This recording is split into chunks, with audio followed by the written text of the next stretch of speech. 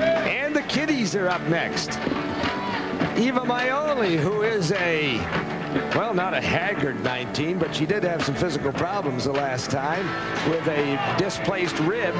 But she's going to have a problem called Hingis, who is 16. And now Jana Novotna, who broke in the opening game of this final set, must hold to stay in this final set. She's at 2-3.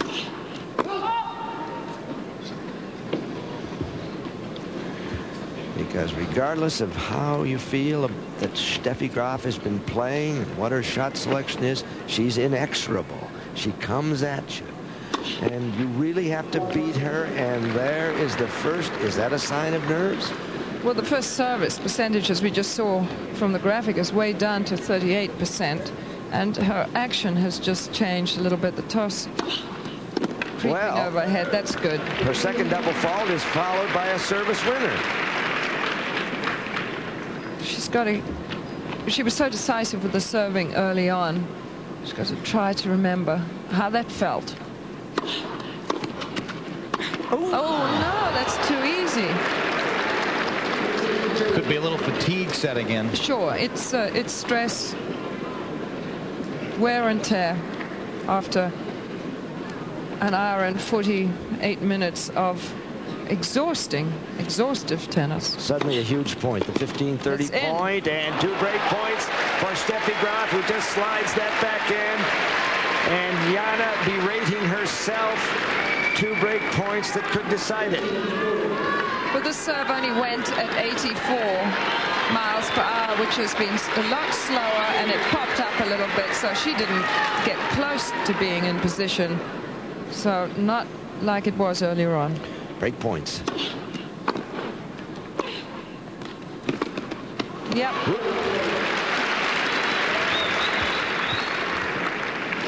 Here's another. That was an easy shot to miss, though, from Steffi's point of view. The ball was short and low. What's this? Novotna obviously not doing as well when she's had break point.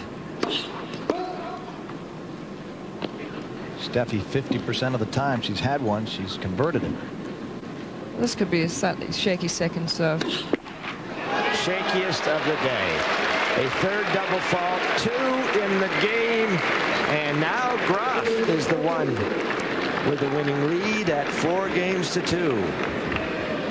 Handed a gift. See, even when Steffi Graf isn't playing absolutely at her best, she keeps pounding and pounding and gradually wearing you down. Now, can Jana rebound? And that double fault is a little bit reminiscent of Wimbledon, 93.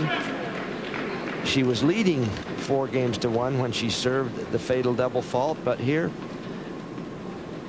this double fault separates them on serve, with Graf getting the gift and the 4-2 lead.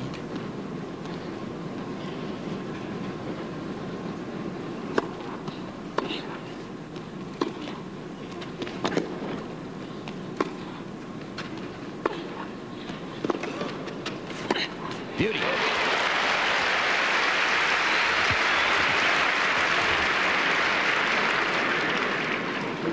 And Jana well aware that despite her brilliant play in this match, if she is the loser, that's all anybody's going to write, that she choked on her serve.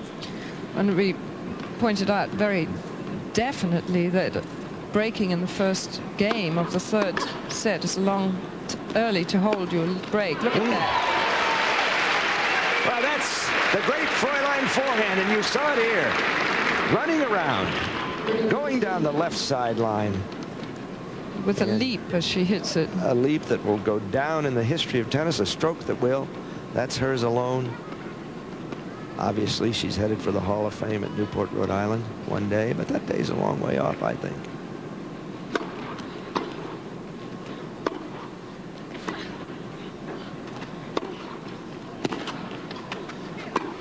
That's good play from Steffi. Another superb forehand. And a difficult high volley. You give her a nibble at the cheese and she takes the whole factory. Well, Steffi Graf is a physical and a mental champion. And that's what you're up against. Crunch. So she's there.